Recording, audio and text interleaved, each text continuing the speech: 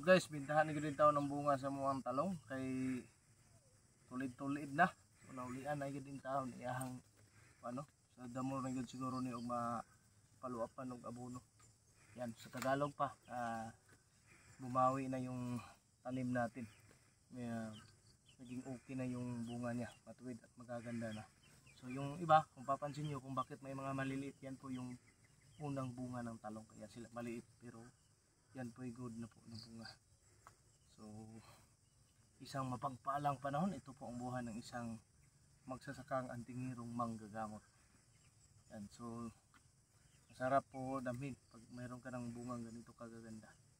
Isang mapagpalang araw. Yan, so sa Bisaya pag grasya sa Ginoo na gid siya. No? So grasya makabot na to pag kuyugan na to og pagsalig o pagpaningkamot. In Tagalog, ang grasya ay makakamit natin pag samahan natin ng pagsisikap at pananalig. Siyempre, hindi po mawawala ang tulong o dalangin natin ang tulong ng Amang May Kapal.